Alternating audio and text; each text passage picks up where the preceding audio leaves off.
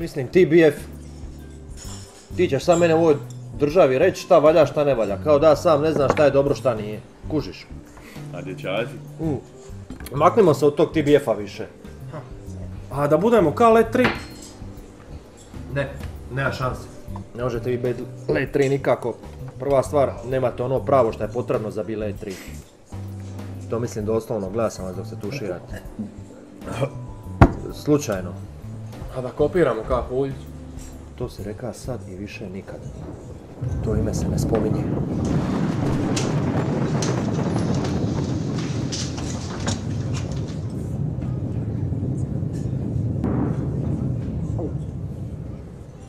Mislim da čujem vaše želje ovdje.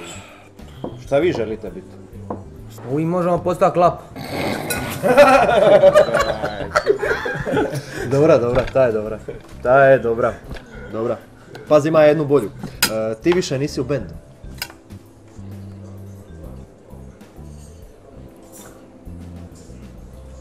Dobro, pa nama sad možda nije najbitnija zarada. Mi bi htjeli da nas čuju ljudi, da sviramo. Da prenesemo našu ima poruku. Mladih sad dosta ne bi za tu muziku su sve zagrijani, mi bi htjeli bar svirati ono nego vanka i u Hrvatskoj, ne znam. Znaš šta, najbolje da se ti uopće ne baviš glazbom.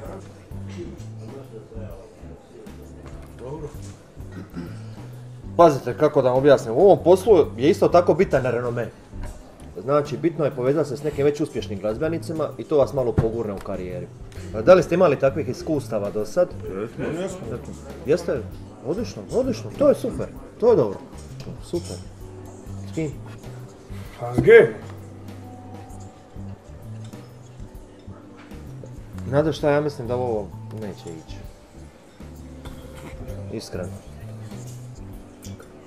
Mislim, čovjek je naš apsolutno vodeći stručnjak za rebranding, on je totalni guru, zaslužan za uzlet naših najvećih zvijezda, Vanda Winter, Mateo Gido, Zorica Andrijašević, Dona, da ne nabrajam dalje. Ja ne vidim kako to može poći po krivu, mi ćemo pokloniti naše apsolutno povjerenje.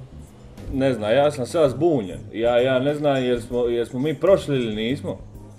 Ja stvarno ne znam. Ja se trudim, Mihalj se trudi, Grgo, Gogo, svi se trudimo.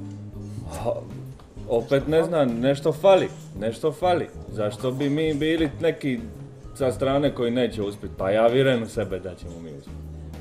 Zašto bi ja uopće vjerovao njemu, ko je on, uopće nije stručnjak, lik iz Gitka jebati.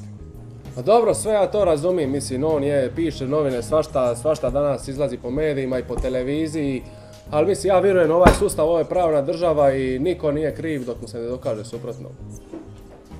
Para nemaju, talenta nemaju, nešto sviraju, ali to mi nije bitno jer u ovoj državi svak može biti zvijezda.